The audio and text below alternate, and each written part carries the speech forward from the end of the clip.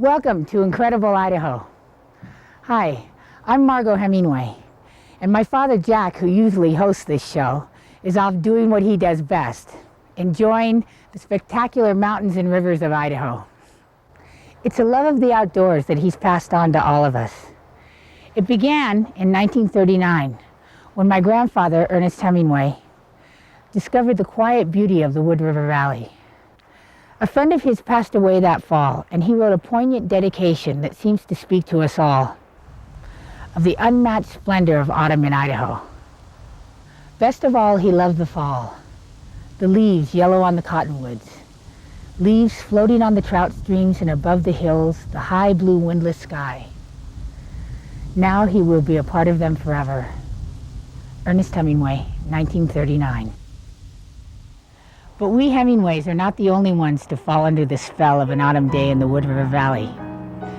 Jay and Frank Robertson also discovered the magic years ago, and they keep coming back year after year to fish the famous trout streams.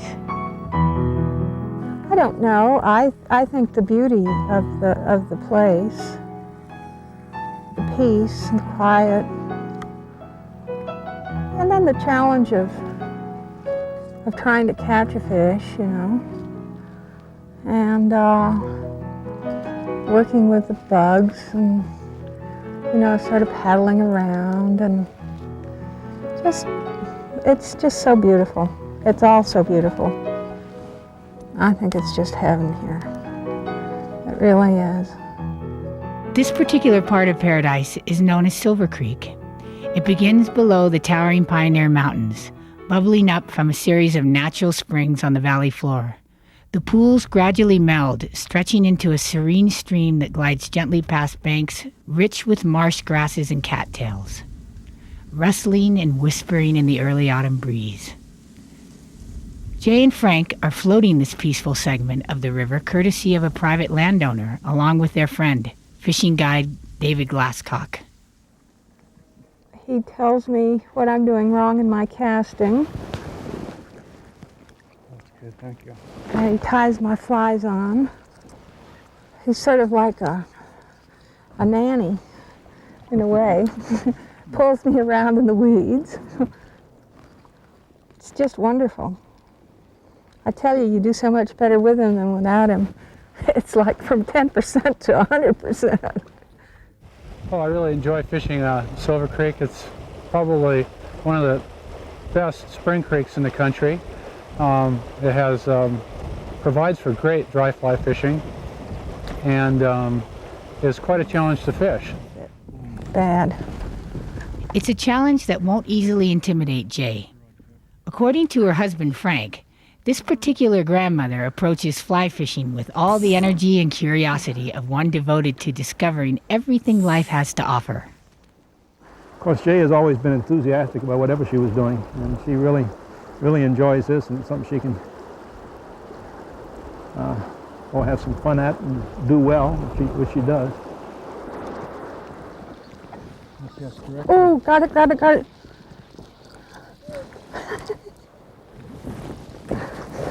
Just a baby. Well, again, it's something that Jay and I can do together, something we enjoy, and the opportunity to be in the outdoors, and it's a challenge. When you feel like you've done things right and caught a fish, that's pretty exciting. Frank and Jay began fly fishing in the early 80s.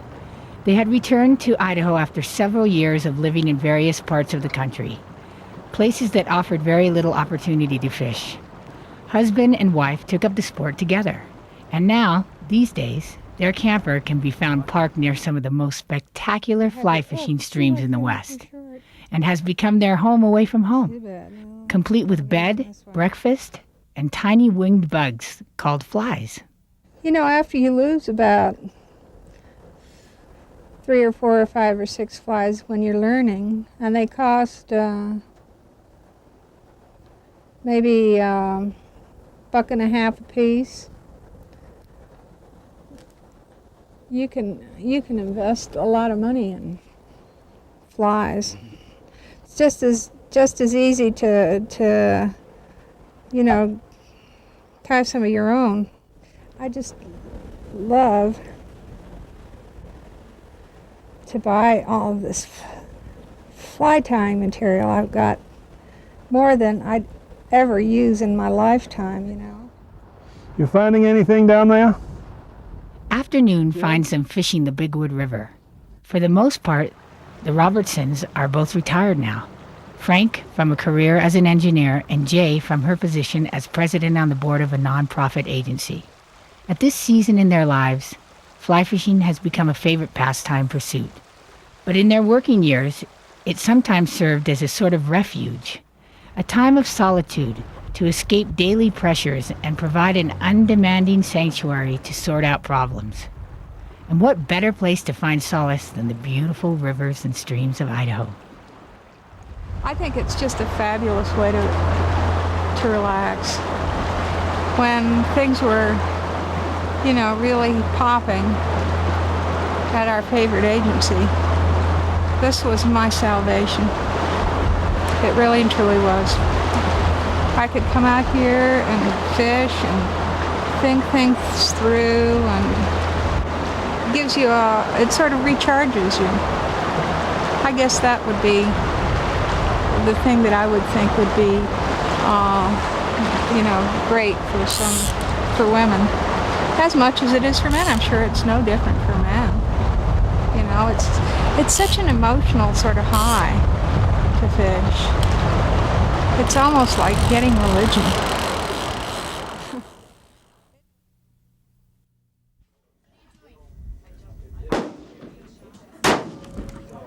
Whammo!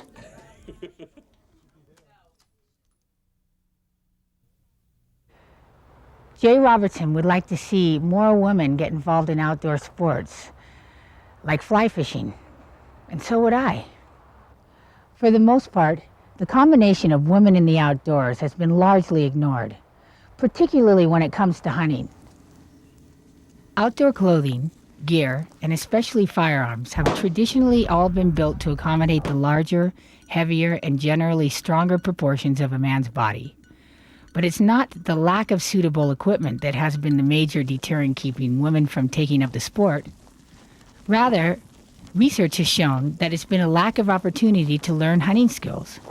Armed with this knowledge, the Idaho Department of Fish and Game conducted its first ever big game hunting seminar exclusively for women.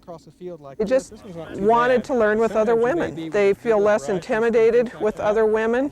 They have a more common learning style so that they can kind of mentor each other. And that's another one of the big barriers for women before. There have not been a lot of role models. A lot of us that have hunted and fished haven't maybe made the strides we should to pass on our feelings about hunting and get more women out there. And I think it's time for that to change, and hopefully this workshop will be the first step in doing that. Lean into it just a little bit. Just go ahead and lean in. When you get into the high-powered guns, you're going to want to take that recoil in your body as opposed to just in your shoulders. Shawn March was one of the first women to sign up for the seminar. Like many of the other participants, she had been hunting before with her husband and other family members, but was eager to become more of a full partner in their hunting expeditions. Every time we go, he just sits me over in the corner and says, "You stay there and wait for him to come to you." So I just want to go and feel like I'm part of the fun. The topics range from firearm safety and emergency medical care to biology and game management. Subjects that first may appear intimidating soon become practical skills. At this point in time, Linda gets to take us back home. A short class in compass reading and orienteering quickly dispels any fears Shawn may have had about her ability to navigate. I'm very, I don't have any sense of direction. So that was really great. I thought it was going to be a lot more difficult than it was. A lot of women in camp, and maybe their husbands were filling their tags, maybe The not. instructors are all volunteers. I'm going to talk a little bit about how we set up hunting seasons, a little bit about game management and the life cycles of the big game species that we hunt. And Some were drawn from the pool of regular instructors who donate their time to conduct Fish and Game's mandatory hunter education classes. But others offered their time and knowledge to this workshop because they were excited about the idea of a seminar designed specifically for women. the same as any man, I enjoy being in the outdoors, and you know, the killing of the animal is part of it. It's such a challenge. But I think of the mornings that I've looked out and watched the sun come up and sat. Attorney Susan Mattis has been hunting big game for 10 years. In the course of that time, she's picked up some practical tips to make large-scale equipment more manageable for women. This particular gun is a 30-06, and it is quite a large gun, and it was so heavy with the wood stock that we had a fiberglass stock put on it, which lightened the gun up considerably. And then the recoil pad is extra thick. If you look at most recoil pads, they seem to be a solid piece of rubber. This has some spacing in it, and if you feel it has quite a bit of give to it. So that for myself as a woman, when I tuck it into the shoulder, I have more give, and it's easier for me to carry. One of the hard problems, if you've got a gun that's too heavy for a woman, is holding the silly thing steady while you shoot it, which is kind of important when you're hunting, is to be able to hold it. Whammo! Hunting is a series of skills. Women can learn those just as effectively as men. They can pass those on just as effectively as men. And certainly where you have women, you're going to have the youth, and we want the youth to grow up with a good ethic and a good feeling about the heritage of hunting and what it has to offer. Up and over the tree. A healthy respect for the outdoors and the hunting ethic is a value Sean and her husband Dave want to pass on to their children. See this here is the pad. Yeah. See how the 5 fingers are there? See how big that is? Is that big or small? It's kind of small bear. to me. Like many hunters, Dave learned his outdoor skills from his father, I Bob. don't see anything. Now Sean has become a part of that tradition, and Dave thinks that's just great. I enjoy it a lot. Why? Well, it gives us time to spend together out in the outdoors. We've had some enjoyable times. I think it's becoming more family-oriented. I know several friends that actually take their wives up with them, and some of them have bagged animals. They have a good time at it. I'm glad she's with me. Now I'm going to kind of go up here, and we'll cut across, and we'll start getting into some open area over there. Okay. The skills that Sean acquired at the seminar have given her a new confidence in her ability as a sportswoman, and a self-assurance that will do nothing but add to her enjoyment of the outdoors. It's great. Actually, I feel a lot better now. Before, when I went up hunting with Dave, I was very intimidated by being out in the open and scared. I didn't want to leave his side. Now I feel that if he gets off up into the hills somewhere, that I'll be fine. I can handle myself. I know what to do. So I feel a lot better about it. It's a good excuse to get out in the outdoors, and it's exciting. It's a challenge.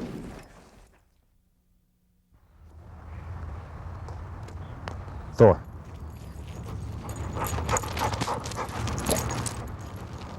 Good boy. For many of Idaho's bird hunters, a large part of the pleasure is watching a great dog at work. In our next story, retriever trainer Jeff Weber takes us through the steps of building a fantastic bird dog. From puppy enthusiasm to the dignity of a well-trained Labrador, the process takes patience and a firm hand. She's really a well-adjusted little puppy. Molly is a 4-month-old black Labrador. Like most retrieving breeds, she has the natural instincts of a good hunter and the distinctive enthusiasm and spirit that belongs only to the innocent. Hunting, they can do this, they'll do it when they're just tiny. And I like to get this instinct generated early. Okay, I'm going to set this bird out for the pup. This is to get her to start looking for a bird. I want her to start getting her hunting instinct generated a little bit. Jeff Weber believes that at this tender age, it's important to keep the session informal.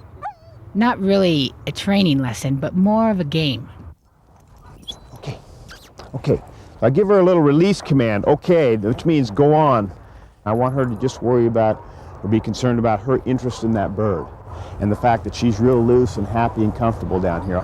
This is just like I say, an enhancement of the instinct. I'm not trying to teach her anything here. I'm trying to let some things happen. Never did smell it. I'm just going to let her chase it. Good girl. The birds are homing pigeons, raised right here on the premises. They've become repeat performers, used to this game of hide and seek. I dizzy this bird, I rock him a little bit, and then I spin it.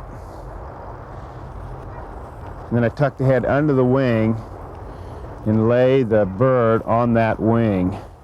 Jeff feels that it's important for dog owners to spend time with their puppies. Pets, like children, respond favorably to attention and positive feedback. The more you can expose these puppies to the world and to your life and to stimuli of all sorts, the more well-adjusted normally the dog will be. Molly is showing the promise of her distinguished pedigree.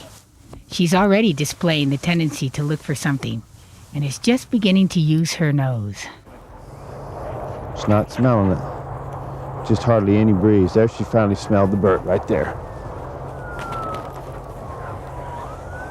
It's a little better chase that time. Good girl, Molly. Good girl. Yeah, good girl, huh? Yeah. The next big step is to expose the puppy to the sound of a gun.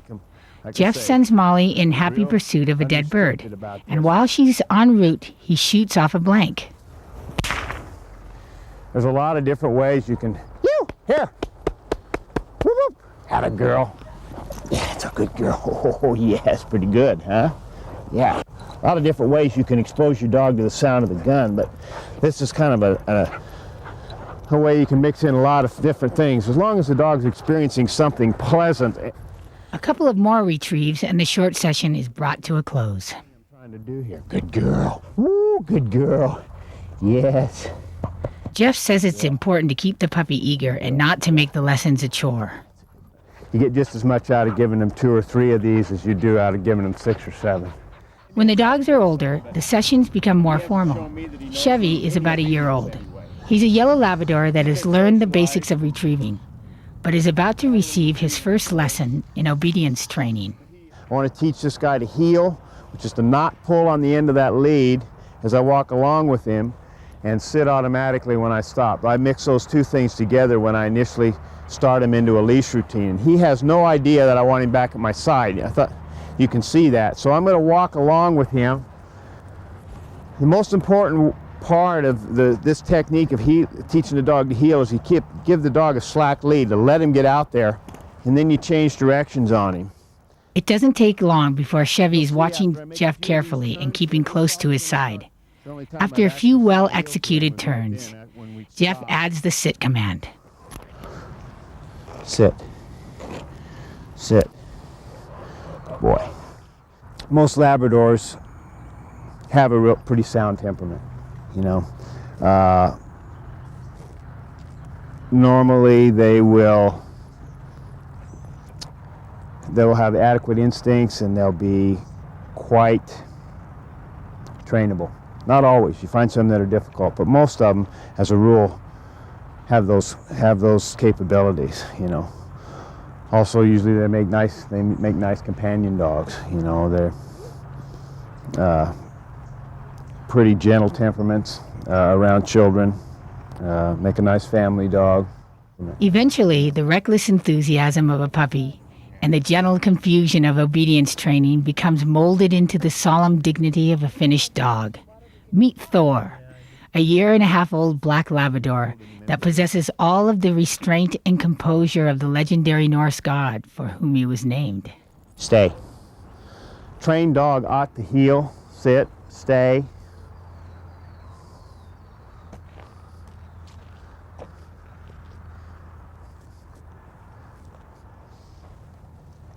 Boy. Heel. Good boy. Stay. And come when he's called. Thor's training goes beyond obedience. Not only will he fetch and deliver a bumper or bird to hand and drop the object on command, he's also capable of doing what is called a blind retrieve. This means that by following the hand gestures of his owner, he can be directed to pick up a bird that he doesn't even know is there. Good boy, Thor. Good dog, huh? And a boy. It's quite obvious that both the dog and his trainer are enjoying the well-orchestrated teamwork. For the animal, it's the chase. For Jeff, it's the satisfaction of watching a beautifully finished dog doing what it has been bred to do. Good boy. Heel. Sit. Throw it. Here. When you get through all the rough spots, you get to a point to where they're really performing well and look good doing it. That's when it feels good.